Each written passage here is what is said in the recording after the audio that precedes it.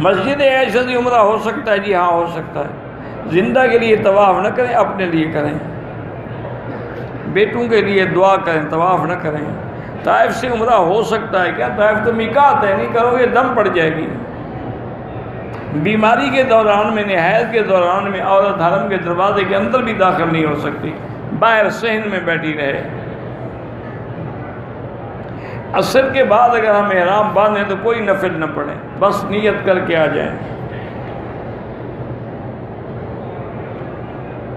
عدالت کا معنی یہ ہے اگر عدالت اسلامی ہے اس سے خلو ہو تو ٹھیک ہے، اگر انگریزی قانون ہے تو اس کا ہمیں پتہ نہیں، مقامی علماء سے پوچھو۔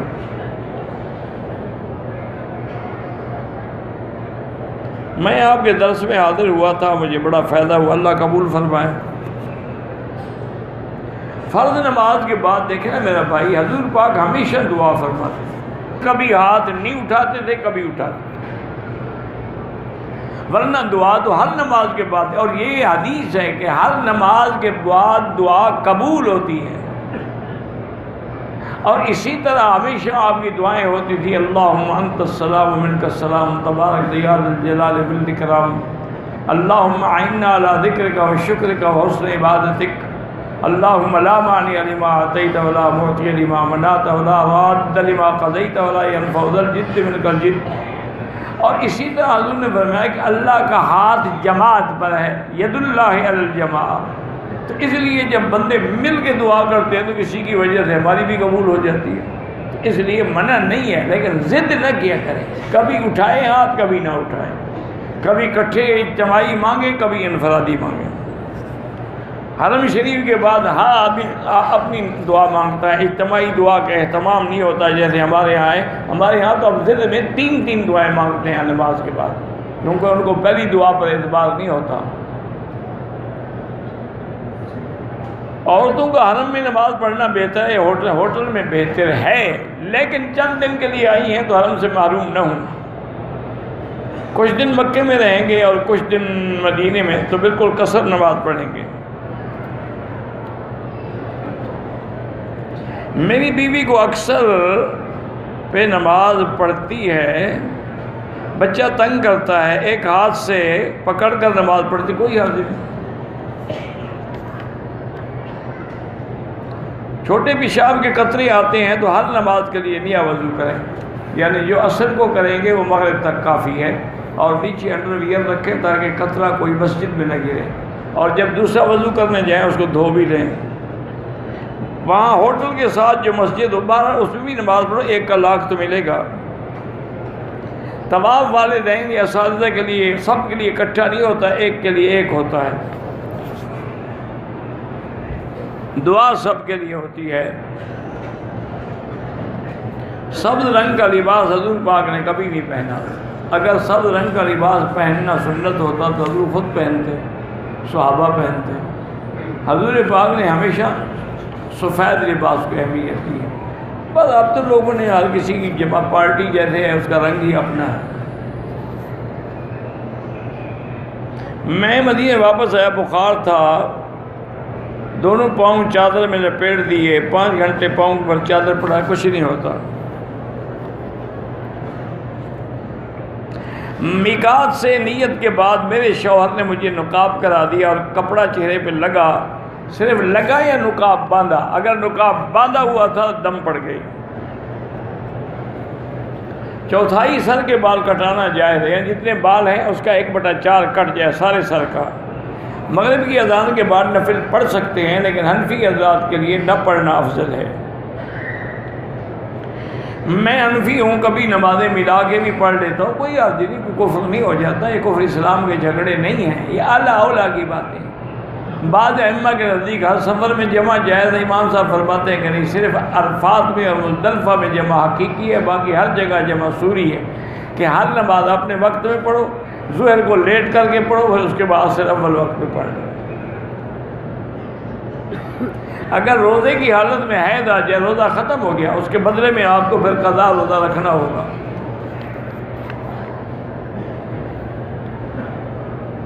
بہرحال جو لوگ حیات انبیاء کے قائل نہیں ہیں، اللہ ان کو بھی ہدایت دے، کسی سے جھگڑا نہ کریں۔ اسلام میں جہیز کی کوئی حیثیت نہیں ہے اور نہ حکم ہے کہ جہیز دیا جائے. کوئی خوشی سے دے دیتا ہے، اس کی مرضی ہے، ورنہ طلب کرنا بالکل ناجائز.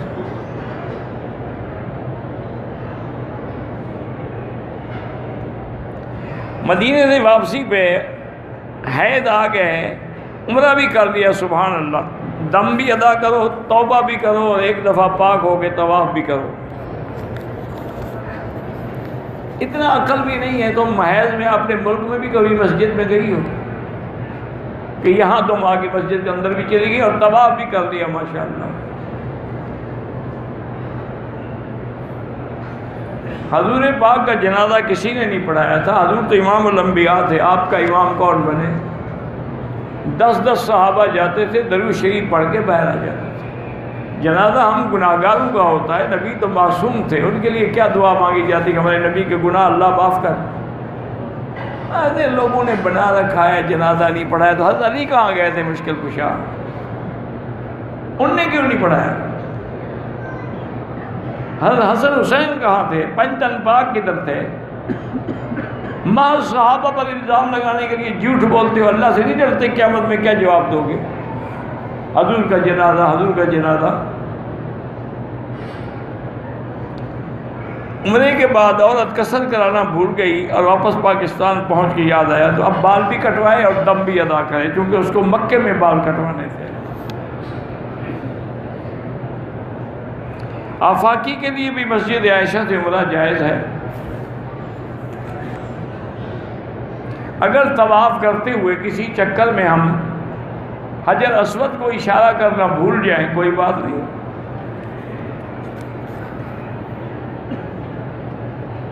میں پاکستان سے آیا، جدے میں نے نیت کی تھی جدے میں 2 دن رہوں گا، ٹھیک ہے. اگر نیت جدے کی تھی تو کوئی دم نہیں. طواف اور صفا کرنے کے بعد حلق کرانے سے پہلے اگر چوٹ لگ کے خون نکل آئے کوئی بات نہیں.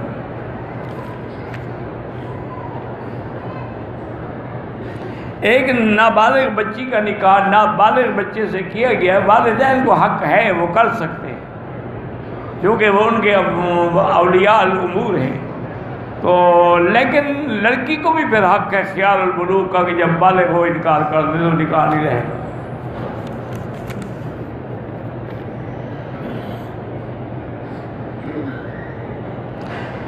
وسیلہ کسی پیغمبر کا نہیں. اللہ کے سارے قرآن بھرا ہوا ہے، کسی جگہ وسیلہ ہے؟ امام صاحب کے نزدیک بھی مغرب کی نماز سے پہلے 2 نفل جائز ہیں، لیکن افضل ہے کہ نہ پڑھے جائیں.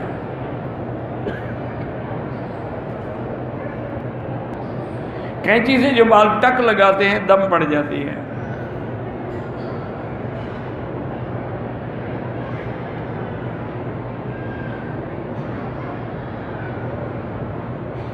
میرے شوہر نے کہا تھا کہ تیرے والدین کے گھر سے کوئی چیز اگر کھا لوں تو تجھے طلاق دے دوں گا. کوئی طلاق نہیں ہوتی. تم نے مجبور کر کے اس کو کھانا کھلا دیا، ٹھیک ہے، یہ تو اس وقت کی بات ہی ہے، تھوڑا کہ ساری زندگی نہیں کھاؤں گا. ایک وہ غصہ ہوتا ہے آدمی کہہ دیتا ہے وہ دن گیا بات ختم. مجھے ایک طویل عرصے سے منی کے قطرے کی بیماری ہے، پیشاب کی بات ہوتی ہے. بس ہر نماز کے لیے نیا وضو کرو اور نیچے کپڑا رکھو تاکہ حرم میں کوئی قطرہ نہ گرے. علاج کسی حکیم کے پاس جا کے کراؤ. ہم جدے سے واپس آ گئے ہیں، پاکستان کی ایئرپورٹ بند تھے. کوئی بات نہیں، آپ عمرہ بھی کر سکتے ہیں، طائف بھی جا سکتے ہیں، ٹائم مل گیا ہے، فائدہ اٹھاؤ. ایک آدمی نے مدینے سے احرام باندھا، راستے میں بیمار ہو گیا، میدے کا آپریشن ہوا، واپس جا رہا ہے، ٹھیک ہے، اس کے ذمہ دم ہے، وہ دم ادا کر دے. عورتوں کے لیے آپ کو اسپیکر کیوں نہیں لگاتے؟ یہ میرے پاس میں تو نہیں ہے لگانا، یہ تو انتظامیہ کی مرضی ہے کہ وہ لگائے. والدہ کو وزٹ ویزے پہ جدہ بلایا، جدہ آرام کیا، اگلے دن عمرے کی نیت کی، عمرہ ادا کیا، بالکل ٹھیک ہے. میں نے ایک آدمی کو آج سے 6 سال پہلے 30,000 بھیجے تھے. اب یہاں یہ سعودی عرب واپس آیا ہے، سعودی ریال 1145 ریال تھے. 12 جو ریال آپ نے دیے تھے ریال لیں گے. اگر پاکستانی پیسے دیے تھے وہ لے. اگر ایک آدمی نے اپنی رہائش گاہ سے چادریں باندھی، میقات پہ جا کے وہاں سے پھر نیت ہی، ٹھیک ہے، کوئی بات نہیں. عمرے کے دوران میں بھی عورت پردہ کرے گی، لیکن آگے کپڑا لٹکا دے، باندھے نہیں، نقاب نہ لگائے. اگر برے خیال آتا ہے تو لا حول ولا قوت الا باللہ العلی العظیم پڑھیں. یہاں کا گوشت مرغی یا بڑا جو ہے مشین سے ذبح ہے، یہاں کا تو مشین پہ ذبح نہیں ہوتا. اب جو باہر سے آتا ہے اس پر بھی شک ہے، ورنہ وہ کہتے ہیں کہ ہمارا ان سے کنٹریکٹ ہے کہ وہ ذبح کر کے دیتے ہیں. لیکن اللہ عالم، بہتر یہی ہے کہ یہاں والا کھایا کریں، باہر والے سے بچیں. میرے بھائی کی امی بیمار ہے، اللہ شفا عطا فرمائے. عمرے کے لیے طواف صفا مروا کے بعد اور طواف کر سکتا ہے، بال کٹوانے سے پہلے ہاں کر سکتا ہے. جو لوگ مسجد نبوی میں بھی اور مسجد کعبہ میں بھی امام کے پیچھے نماز نہیں پڑھتے، اللہ نے ان کو محروم کیا ہے، تو ہم کیا کر سکتے ہیں؟ دعا کرو کہ اللہ ہدایت دے. یہ کتنی بڑی بدقسمتی ہے کہ 20 لاکھ آدمی پڑھ رہا اور چند سو آدمی نہ پڑھے. معنی یہ ہوا کہ ان کے اندر چونکہ مشرک کا داخلہ حرم میں بند ہے. یہ پورے مشرک نہیں ہے، لیکن تھوڑے بہت ہوتے ہیں نا 10%، اس لیے آ جاتی ہیں لیکن جماعت سے محروم ہو جاتے ہیں. دوران احرام طواف میں پانی پی سکتا ہے؟ پی سکتا ہے. معمولی خارج کرنے سے بال ٹوٹ جائے کچھ بھی نہیں ہوتا. جو فوت ہو گئے ان کے لیے طواف بہتر ہے، عمرہ جتنی ہے آپ کو اللہ توفیق دے. طواف کے دوران حاجی جھگڑ پڑے اور خون نکلے، دم تو نہیں پڑے گا، لیکن کتنی بڑی بدقسمتی ہے کہ طواف کے دوران بھی لڑے. توبہ کریں، استغفار کریں. آدمی اپنے بال خود کاٹ سکتا ہے، بالکل کاٹ سکتا ہے. صفا مروا سعی کرنے کے بعد جب جماعت کھڑا ہونے کو تھا، میں کسی صف میں بیٹھ گیا تو ساتھ میں ایک خدا کے بندے نے میرے ہاتھ پر خوشبو لگایا. میں احرام میں تھا، مجھے خیال نہیں آیا، پھر جلدی سے میں نے زمزم سے دھو دیا، ٹھیک ہو گیا. احرام کے دوران اگر کوئی بال اکھڑ جائے کچھ بھی نہیں ہوتا. نمازی کے آگے نہ گزریں. خون نکلا احرام کی حالت میں کچھ نہیں ہوتا.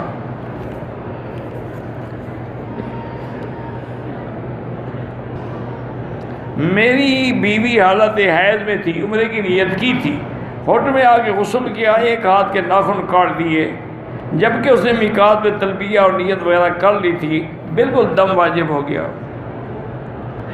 دائیں ہاتھ سے تسبیحات پڑھیں تو زیادہ افضل ہے، ویسے بائیں سے بھی پڑھ سکتے ہیں.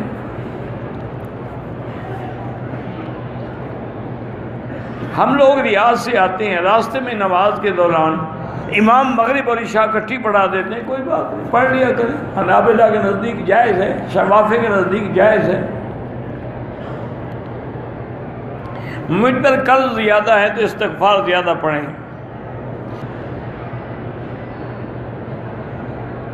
ہم آپ کے لیے بہرحال جو بھائی بلوچستان میں دعائیں کہ اللہ ان کو بھی کعبۃ اللہ کی زیارت، حرم شریف کی، مدینہ پاک کی نصیب کرے. 4 رکعت سنت اکٹھے پڑھنا افضل ہے، احناف کے نزدیک اکٹھے پڑھنا افضل ہے، ورنہ 2 کر کے بھی پڑھو تو جائز ہے.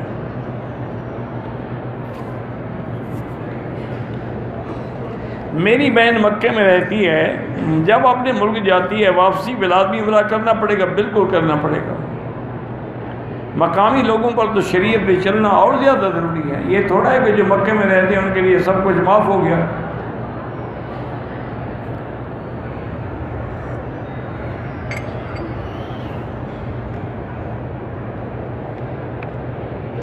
میری بیوی میرے پاس آنے کی جب تمنا کرتی ہے تو کوئی نہ کوئی مسئلہ پیش آ جاتا ہے. کوئی مسئلہ واقعی ہوتا ہے یا بیوی خود گھڑتی ہے مسئلہ؟ یہ وضاحت نہ کرو نا. وہ نہ آنا چاہتی ہو تو کوئی مسئلہ بتا دے گی، یہ ہو گیا اور فلاں ہو گیا اور فلاں ہو گیا. اس سے سیدھی بات کرو بھی اب آتی ہو تو آؤ، ورنہ طلاق نامے کا انتظار کرو. بھائی تم لوگ بھی تو بڑی زیادتی کرتے ہو نا کہ 2 سال 4 سال غیر ملکوں میں رہتے ہوئے اپنی بیویوں کے حقوق ادا نہیں کرتے ہو. کیا وہ فرشتہ ہے؟ معصوم ہیں، گناہوں سے پاک ہے، تو پھر اگر ان سے کوئی گناہ ہوگا وہ بھی تم پر لکھا جائے گا۔ یا ساتھ رکھو یا ہر سال میں کم از کم 2 دفعہ جاؤ، ایک دفعہ منگوا لو، ایک دفعہ جاؤ۔ حضرت عمر نے فیصلہ کیا تھا کہ 6 مہینے سے زیادہ کسی مجاہد کو محاذ پہ نہ رکھا جائے، اس کو واپس بھیجو گھر میں اور یہاں سے اور مجاہد بھیجو۔ کسی نے عمرے کے طواف کے بعد 2 رکعت نفل کر کے پڑھے تو ہیں نا، ہو گیا، ٹھیک ہو گیا۔ مسجد قباء میں اشراق کی نماز پڑھے یا کوئی بھی 2 رکعت پڑھے، عمرے کا ثواب ملتا ہے۔ دن میں افضل یہ ہے کہ مدینہ پاک میں جاتے ہوئے صلاۃ و سلام عرض کریں اور پھر آتے ہوئے آگے پیچھے درود پاک زیادہ پڑھیں۔ ہم جدہ میں رہتے ہیں، مدینہ سے حاجیوں کو ساتھ لے کر مکے میں آئے تو کیا عمرہ ضروری نہیں؟ آپ کے لیے ضروری نہیں ہے۔ میں سعودی عرب سے آیا، دوست سے سونا لیا 3 تولے کہ 2 سال کے بعد 4 تولے دینا وہ حرام ہے، 3 تولے کے 3 تولے ہی نہیں۔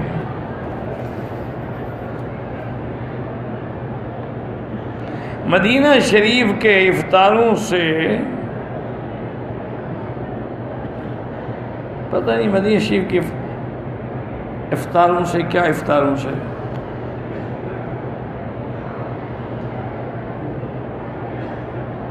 طواف پر کوئی اثر نہیں پڑتا۔ پہلے چکر میں نے شوط میں بھول کر ظاہر نہیں کی کندھے کو، کوئی بات نہیں، کچھ نہیں ہوتا۔ عمرے کے دوران سواری میں پاؤں پر زخم لگ جائے اور خون بھی نکل آئے، کچھ بھی نہیں ہوتا۔ یہ پتہ نہیں لوگوں نے کیسے مسئلہ گھڑ رکھا ہے کہ جب خون نکل آئے دم پڑ گیا۔ اللہ کے بندے، خون بھی تمہارا نکل آیا، اللہ سزا بھی تمہیں دے گا۔ بھئی تمہیں چوٹ لگی ہے، تمہارا خون نکل گیا ہے، تمہیں تو الٹا کوئی جزا ملنی چاہیے، نہ کہ سزا ملے کہ دم ادا کرو۔ اگر آدمی نے، عورت نے گولیاں کھائی ہیں حیض روکنے کے لیے لیکن اس کے بعد بھی داغ لگ گیا ہے تو کچھ نہیں، یہ بیماری کا اثر ہے، آپ کی گولیوں کا اثر ہے۔ عورتیں اگر موجود ہیں تو جمعہ پڑھیں، جمعہ کے لیے آنا ضروری نہیں ان کے لیے۔ تبلیغ والے 3 سال کے لیے جاتے ہیں، بہرحال وہ بھی جاتے ہیں تو غلطی کرتے ہیں۔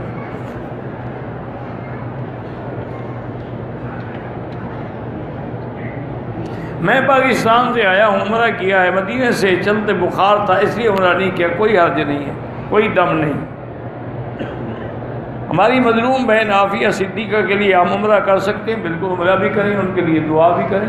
وہ مظلوم ہیں اور ان پر ظالموں نے ظلم و ستم کے پہاڑ توڑ ڈالے ہیں، اور اللہ عالم وہ بیچاری زندہ بھی ہے یا نہیں ہے، یا اپنے عقل میں بھی ہے کہ نہیں ہے۔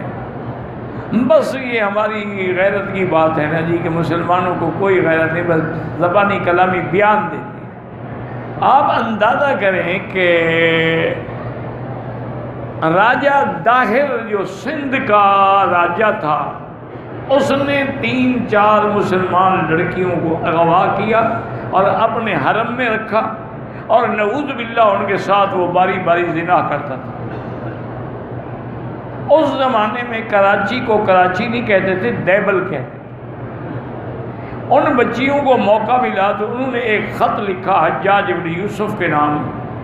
اس وقت حجاج بن یوسف جو ہے وہ گورنر تھا کہ ہم 4 مسلمان بچیاں ہیں اور ایک ہندو ہمارے ساتھ روزانہ زنا کر رہا ہے، کوئی ہمارا بھائی غیرت والا نہیں ہے جو ہمیں اس ظلم سے بچائے۔